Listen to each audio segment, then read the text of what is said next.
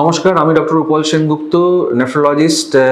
প্রতিবারের মতো এবারেও নেফ্রোলজি সিকেডি পেশেন্টদের কিছু নতুন ইনফরমেশন দেওয়ার জন্য এই ইউটিউব চ্যানেলের আরেকটা নতুন এপিসোড।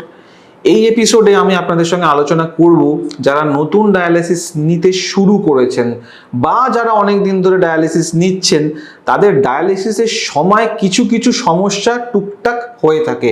সেগুলো নিয়ে ভয় না পাওয়া, সেগুলোর জন্য কি করা উচিত, ছোট করে আমি আপনাদের একটু বলে দিতে চাই।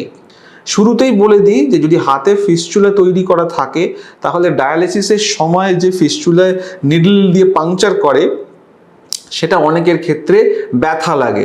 তো সেই জন্য আগের থেকে কিছু মলম ব্যবহার করা যায়। আধ ঘন্টা 40 মিনিট আগে থেকে এই মলম ফিস্চুলার উপর ব্যবহার করলে যখন নিডল দিয়ে প্রিক করা হয় তখন জায়গাটা অবশ হয়ে যায়। আপনার ডাক্তারবাবুকে বলুন এরকম মলম আপনাকে লিখে দেবেন। আপনি বাড়ি থেকে আসার আগে মলমটা ফিস্চুলার উপর যেখানে পাংচার করা হয় সেখানে লাগিয়ে চলে আসবেন। প্রথম সমস্যা ব্যথা।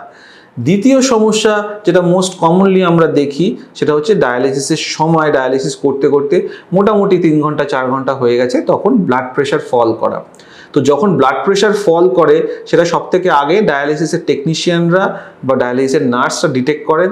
তখন তারা আপনার আলট্রাফিল্ট্রেট বন্ধ করে দেন, আপনার হয়তো মাথাটা নিচে করে পাটা একটু উপরে করে দেন, একটু নর্মাল স্যালাইন দিয়ে ব্লাড প্রেশারটা তোলার চেষ্টা করেন। বেশিরভাগ ক্ষেত্রেই এই ছোট ছোট মেজারগুলোতেই ব্লাড প্রেশার উঠে যায়। কিন্তু সমস্যা হচ্ছে যদি প্রতি ডায়ালিসিসে এরকম করে ব্লাড প্রেশার ড্রপ করতে থাকে তখন কি করণীয়? তখন অবশ্যই আপনার নিজের নেফ্রোলজিস্টের কাছে আসা দরকার। আমার পেশেন্টরা যখন এই সমস্যা নিয়ে আসেন, বেশিরভাগ ক্ষেত্রেই আমি 3টে জিনিস করতে দিই। একটা হচ্ছে বিসিএম টেস্ট করা। বিসিএম টেস্ট মানে হচ্ছে ড্রাই ওয়েট কত সেটা জেনে নেওয়া। আমরা জানি যে ড্রাই ওয়েট কিন্তু ডায়ালিসিস পেশেন্টদের প্রতি 3 মাস 4 মাস অন্তর অন্তর চেঞ্জ হয়। বেশিরভাগ মানুষই ভালো ডায়ালিসিস করতে করতে খিদে বাড়ে, ভালো খাওয়া দাওয়া করেন, মাসল গেইন করেন, ফ্যাট গেইন করেন, তখন জলের ওয়েটটা কমে যায়। সেই পরিস্থিতিতে এই মাসলের ওজন বা ফ্যাটের ওজন ভেবে জল যদি বার করে দেওয়া হয় এক্সট্রা ওয়েটটাতে, তাহলে ব্লাড প্রেশার ফল করে যায়। তাহলে বিসিএম টেস্টটা করলে বোঝা যায় যে ড্রাই ওয়েটটা তাহলে কোথায় দাঁড়িয়ে আছে আর জলের ওয়েটটাই বা কত, সেই অনুযায়ী পোস্ট ডায়ালিসিস ওয়েটটা ঠিক করা যায়। 1। 2 নম্বর, যাদের ড্রাই ওয়েট ঠিক আছে তাও ব্লাড প্রেশার ফল করছে, তাদের দেখতে হবে তাহলে কি তারা ব্লাড ডায়ালিসিসের আগে বেশ কিছু ব্লাড প্রেশারের ওষুধ খেয়ে আসছেন। তাহলে সেটা ভালো করে দেখতে হবে এবং ডাক্তারবাবুর সঙ্গে আলোচনা করতে হবে যে কোন কোন ওষুধগুলো খেয়ে আসা দরকার আর কোন কোন ওষুধগুলো খেয়ে আসা দরকার নেই। এক্ষেত্রে কমনলি বলা যায় যে ডায়ালিসিসের দিন আমরা ব্লাড প্রেশারের ওষুধ খেতে বারণ করে থাকি। তবে আমার ক্ষেত্রে আমি আমার পেশেন্টদের ক্ষেত্রে বলি যে এই ইন্টারভেলটা যেহেতু একটা দিন 24 ঘন্টার, আপনার সকাল 6টাতেও ডায়ালিসিস হতে পারে, আবার রাত 9টাতেও ডায়ালিসিস হতে পারে। তার মানে রাত 9টায় ডায়ালিসিস হলে আপনি সকাল 6টার ওষুধটা খাবেন না এমন নয়। যেটা আমি ইউজুয়ালি পেশেন্টদের বলি হচ্ছে ডায়ালিসিসের টাইম যখন শুরু হবে তার থেকে মোটামুটি 5-6 ঘন্টা আগে অবধি ওষুধ খাবেন, তারপরে আর কোনো ওষুধ খাবেন না। এটা ব্লাড প্রেশার ব্লাড সুগার দুটো ওষুধের ক্ষেত্রেই প্রযোজ্য। তো যে ব্লাড প্রেশারের ওষুধের ব্যাপারগুলো সেটেল করে গেল, নাম্বার 3 হচ্ছে যে শরীরে অ্যালবুমিন কম হয়ে যায়নি। তো অনেক সময় অনেক রোগে অ্যালবুমিন শরীরে কম হয়ে যায়, অনেক কিডনি ডিজিজ, যেমন ডায়াবেটিক পেশেন্টদের বা যারা নেফ্রোটিক সিনড্রোম থেকে ক্রনিক কিডনি ডিজিজ হয়েছেন তাদের অ্যালবুমিনের পরিমাণ প্রায় 2.5-2 থাকে। তাদের ক্ষেত্রে জল বার করতে গেলেই ব্লাড প্রেশার ফল করে। এটা যদি ইস্যু হয় তাহলে অ্যালবুমিনটা আস্তে আস্তে বেশি প্রোটিন খেয়ে বাড়ানোর দরকার আছে এবং যতক্ষণ না পর্যন্ত অ্যালবুমিনটা মোটামুটি 3-3.5 হচ্ছে, অনেক সময় ডায়ালিসিসে আমাদের একটা অ্যালবুমিন ইউজ করতে হয় যাতে জল বার করতে ব্লাড প্রেশার ফল না করে। 4th জিনিস হচ্ছে যাদের ব্লাড প্রেশার আগে কখনো ফল করতো না, এখন প্রায় প্রতি ডায়ালিসিসে ব্লাড প্রেশার ফল করছে এবং ডায়ালিসিস কমপ্লিট হচ্ছে না, সেক্ষেত্রে হার্টের একটা ইকো করে নেওয়া দরকার আছে। অনেক সময় ইজেকশন ফ্র্যাকশনটা হার্টের পাম্পিং ক্যাপাসিটিটা কম হলে জল বার করতে অসুবিধা হয়। তাহলে এই পুরো জিনিসটাকে ডায়ালিসিস এর ব্লাড প্রেশারের ফলের কারণ হিসাবে অ্যানালিসিস করে আমি পেশেন্টদের বলে দিই এবং সেই অনুযায়ী এগিয়ে এই পুরো সমস্যাটা সমাধান করে দেওয়া যায়। 3rd কমন সমস্যা হচ্ছে বিশেষ করে ডায়াবেটিক পেশেন্টদের ডায়ালিসিসের সময় সুগার ফল। ডায়ালিসিসের সময় যাদের সুগার ফল হচ্ছে তাদের বলা যে ডায়ালিসিসের দিন আপনারা ইনসুলিন বা সুগারের ওষুধ অ্যাভয়েড করুন এবং সঙ্গে একটা করে কোনো সুইট আনুন। সেটা ছোট্ট একটা সন্দেশও হতে পারে। রসগোল্লা আমি ইউজুয়ালি অ্যাভয়েড করতে বলি, কারণ রসগোল্লা খেতে খেতে অনেকের বিষম লেগে যায় ডায়ালিসিস করতে করতে।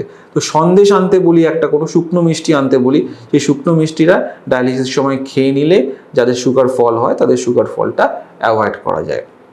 ক্র্যাম্প, ডায়ালিসিস করতে করতে খুব কমন পেশেন্টদের পায় ক্র্যাম্প ধরছে। তো যখন ক্র্যাম্প ধরছে তখন প্রথম ভাবতে হবে যে জল বেশি বেরিয়ে যাচ্ছে কিনা। যদি তাই হয় তার মানে আপনার ড্রাইভারটা ফিক্স নেই, তার মানে এগেইন ক্র্যাম্পের ক্ষেত্রে উত্তর হচ্ছে BCM করতে হবে, ড্রাইভারটা জানতে হবে। এক্ষেত্রে জল বেশি বেরিয়ে যাচ্ছে, আপনি শুকনো হয়ে যাচ্ছেন, ক্র্যাম্প হচ্ছে। জলটা কমালে বার করা ক্র্যাম্প কেটে যাবে। যখন ক্র্যাম্প হচ্ছে জলও ঠিক আছে, তখন আমরা কিছু কিছু ওষুধ ব্যবহার করি, সেটা ডাক্তারবাবু আপনাকে লিখে দেবেন, ইনজেকশন এবং ট্যাবলেট, তার মাধ্যমে এই ক্র্যাম্পটা অ্যাকচুয়ালি কম করা যায়। 5 নম্বর প্রবলেম হচ্ছে ডায়ালিসিস করতে করতে বিপি খুব হাই হয়ে যাচ্ছে। এটা বিপি ফলের ঠিক উল্টো। এক্ষেত্রে দেখতে হবে যাদের সারাদিন ব্লাড প্রেশার হাই, প্রায় 180-200-র কাছাকাছি, তাদের ডায়ালিসিসের আগে বিপির ওষুধ অন্তত একটা হলেও খেয়ে নিতে হবে। কিছু কিছু ওষুধ বন্ধ করা যায় না, ডোজ মিস করা উচিত হয় না। যেমন আর্কামিন জাতীয় ওষুধ বা মক্সোনিডিন জাতীয় ওষুধ যারা খান তাদের একটা ডোজ মিস করলেও ব্লাড প্রেশার খুব বেড়ে যায়। বা বিটা ব্লকার জাতীয় ওষুধ যারা খান, যেমন মেটেক্সেল, যেমন কনকর, কিছু কিছু ওষুধের নাম বলছি, এই যেমন নেভিবুলল, এই ধরনের ওষুধগুলো ডোজ মিস করলে ব্লাড প্রেশার হঠাৎ করে বেড়ে যেতে পারে। তো এই ধরনের ক্ষেত্রে ওষুধগুলো কন্টিনিউ করতে হবে, এবং যদি ব্লাড প্রেশার বেড়ে যায় তখন ডাক্তারবাবুর কাছে জেনে নিতে হবে যে একটা ওষুধের স্ট্রিপ সঙ্গে নিয়ে যেতে হবে, যে ব্লাড প্রেশার ডায়ালিসিসের সময় খুব বেড়ে যাচ্ছে, ডায়ালিসিস করতে করতে সেই ওষুধ খেয়ে নিতে হবে। ডায়ালিসিস হওয়ার পরে যদি প্রেশার হাই থাকে, বাড়ি গিয়ে যদি প্রেশার হাই থাকে, তাহলে ওই সময়ের যে ব্লাড প্রেশারের ওষুধ সেটা কমপ্লিটলি খেয়ে নিতে হবে। শেষ প্রবলেম আমি আজকে যেটা ডিসকাস করবো ডায়ালিসিসে, সেটা হচ্ছে শিভারিং, কাঁপছি ডায়ালিসিসে। এটা কাদের হয়? এটা বেশি হয় যাদের একটা গলায় জুগুলার লাইন অনেক দিন ধরে রয়েছে, সেটা বার করা হয়নি, কারণ হয়তো ফিস্টুলা ম্যাচিওর করা হয়নি বা কোনো কারণে ফিস্টুলা করতে দেরি হচ্ছে। তাদের গলার লাইনটা হয়তো অনেক দিন ধরে পড়ে রয়েছে, 1.5 মাস 2 মাস, সেই লাইনটা ইনফেক্টেড হয়ে গেছে। অথবা যাদের পাম্প ক্যাথ বা টানেল ক্যাথেটার রয়েছে, তাদের কাঁপুনি হচ্ছে, হয়তো তাদেরও শরীরের মধ্যে একটা ইনফেকশন হয়েছে।